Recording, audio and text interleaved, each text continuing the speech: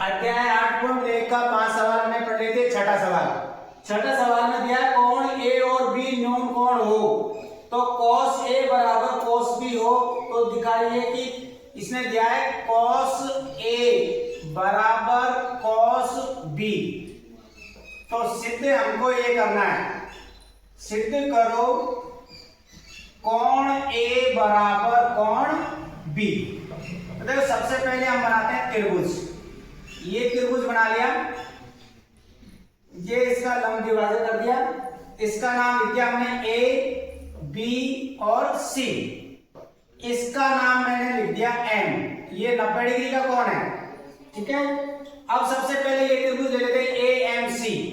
त्रिभुज A M C बराबर त्रिभुज बी एम सी बराबर 90 डिग्री। दोनों में 90 डिग्री का है तो बराबर में कितना लिखेंगे 90 डिग्री। अब समकोण ए एम सी में, समकोण ए एम सी में तो देखो सबसे पहले ए एम बटा ए सी बराबर कॉस ए। समीकरण नंबर क्या हो गई हमारी ए। अब दूसरा वाला त्रिभुज कौन सा है, कोण बी एम सी में, कोण बी एम सी। तो देखो ए एम तो सबसे पहले यहां आएगा बी एम बटे बी सी, बी एम बटे बी सी बराबर क्या आएगा कॉस बी, कॉस बी। ये हो गई हमारी समीकरण नंबर 2। समीकरण नंबर 2 कॉस, आपको देखो कॉस ए बराबर कॉस बी दिया हुआ है पहले से ही। अब समीकरण 1 और 2 से, समीकरण 1 व 2 से ए एम बटे ए सी बराबर बी एम बटे बी सी। ये हो गया, देखो आ गया हमारा ए एम बटे बी एम बराबर ए सी बटे बी सी बराबर सी एम बटे सी एम। ये वाली दोनों में उभयनिष्ठ रेखा है, ये वाली भुजा दोनों त्रिभुजों की, इसकी और इसकी दोनों की उभयनिष्ठ भुजा। अब ये कौन सा हो गया, एस एस एस समरूपता का नियम, समरूपता नियम, एस एस एस समरूपता नियम। इसलिए कोण ए बराबर कोण बी, कोण ए बराबर कोण बी। समरूप त्रिभुज के संगत कोण बराबर होते हैं। समरूप जो त्रिभुज होता है, समरूप त्रिभुज के संगत कोण बराबर होते हैं, बराबर होते हैं, ठीक है। ये हमको सवाल में दिया था cos ए बराबर cos बी, सिद्ध करना है कोण ए और कोण बी बराबर है। देखो ये त्रिभुज ए बी सी, ये इनकी समझी वाली होगी। ये त्रिभुज हो गए ए एम सी बराबर बी एम सी बराबर 90 डिग्री का। समकोण ए एम सी में ए एम बटे ए सी बराबर cos ए, बी एम बटे बी सी बराबर cos बी।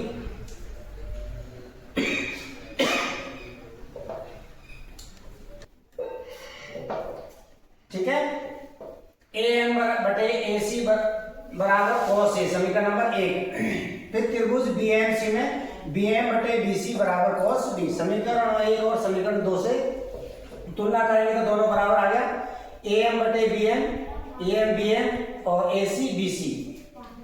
इन दोनों त्रिभुजों में उभयनिष्ठ रेखा कौन सी है, सी है, जो ट्रिपल एस के नियम से कोण हो ए बराबर कोण बी।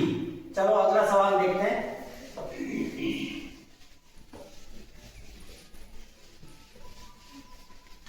अगला सवाल है आपका 7वां सवाल।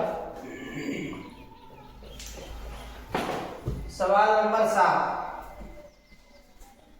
7 नंबर सवाल में दिया है आपको कॉट थीटा बराबर 7/8 तो 1 प्लस साइन थीटा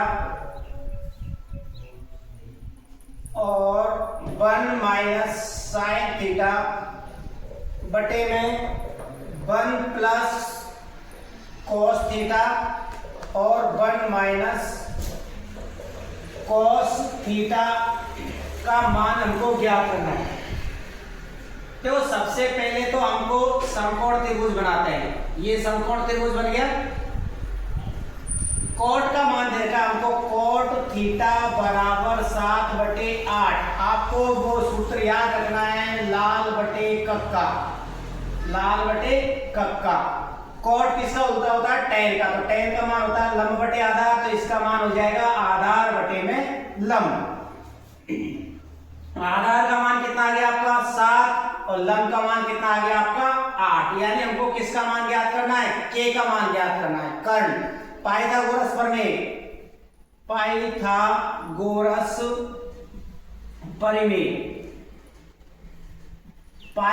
प्रमेय है आपकी के स्क्वायर बराबर ए स्क्वायर प्लस एल स्क्वायर। के का मान ज्ञात करना है। के स्क्वायर बराबर ए का मान कितना है? 7, तो यहाँ 7 का वर्ग, एल का मान 8 है, यहाँ 8 का वर्ग।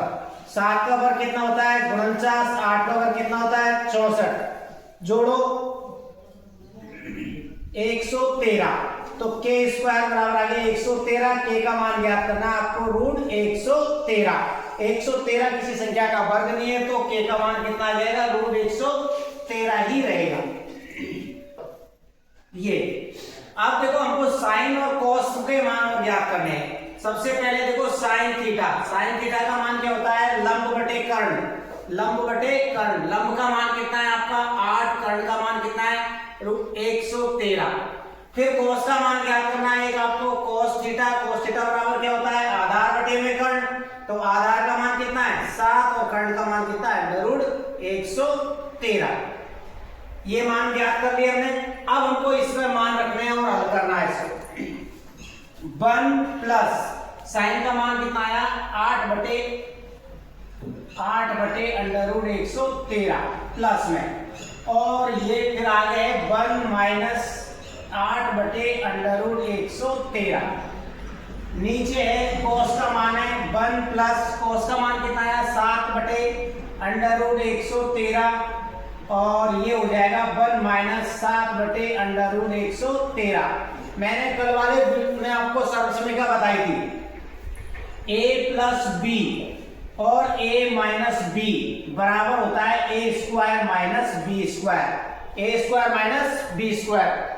ऊपर देखो यहाँ a का मान 1 है, b का मान ये है, तो ये a प्लस बी और a माइनस बी। इसी प्रकार देखो नीचे a प्लस बी और a माइनस बी।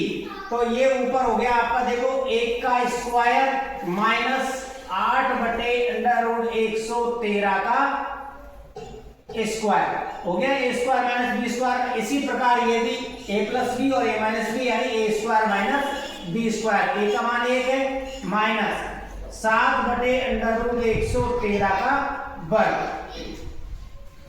नीचे देखो 1 का वर्ग 1 ही रहेगा, माइनस 8 का वर्ग करेंगे कितना आएगा? 64। √113 का वर्ग करेंगे तो कितना आएगा? 113 ही आएगा। इसके नीचे कुछ भी नहीं है, 1 मान लो। इसी प्रकार देखो 1 का वर्ग यहाँ 1 है, माइनस 7 का वर्ग कितना हो जाएगा? 49, और इसका आ जाएगा 113। इसके नीचे कुछ नहीं है, 1 मान लिया। ऊपर वाली संख्या का लघुत्तम 113 और 1 का वर्ग लघुत्तम कितना आएगा? 113।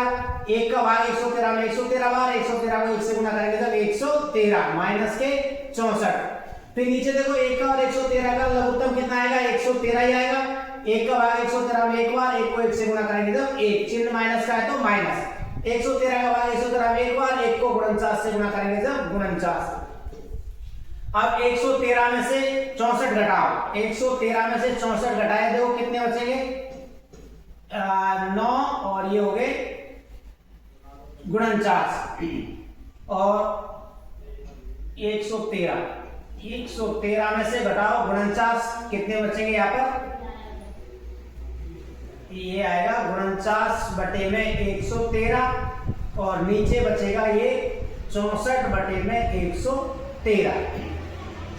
अगर ऐसे ऊपर नीचे 4 संख्या आ जाती है तो आपको क्या करना है, ऊपर वाली संख्या को तो ऐसे कैसे लिखना है, और जो ये नीचे की संख्या होती है इसको गुणा का चिन्ह लगा के आपको इसको पलट के लिखना है। यानी कि 113 ऊपर और 64 नीचे, 113 ऊपर और 64 नीचे।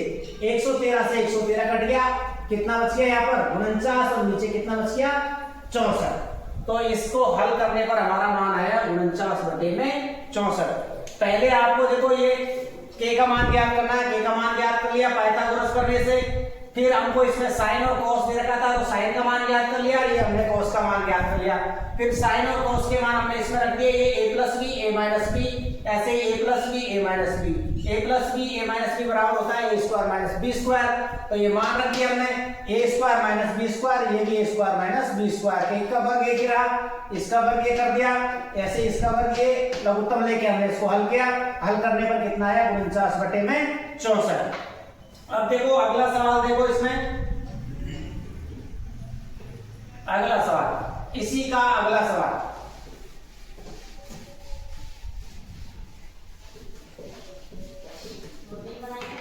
दूसरा दिया है इसमें कॉट स्क्वायर थीटा, दूसरा दिया है इसमें कॉट स्क्वायर थीटा। तो देखो कॉट का मान तो ऑलरेडी हमको सवाल में दे रखा है, स्क्वायर पूछा है इसने, तो यानी 7 बटे 8 का भी क्या कर देंगे हम स्क्वायर। 7 का वर्ग कितना होता है 49 और 8 का वर्ग कितना होता है 64। 8 का वर्ग कितना हो गया 64, 7 का वर्ग 49 और 8 का वर्ग 64। ये इसका आपका ये उत्तर, ठीक है। इस प्रकार इन सवालों को आप हल करते हैं। लाल बटे कक्का वाला सूत्र आपको याद रखना है।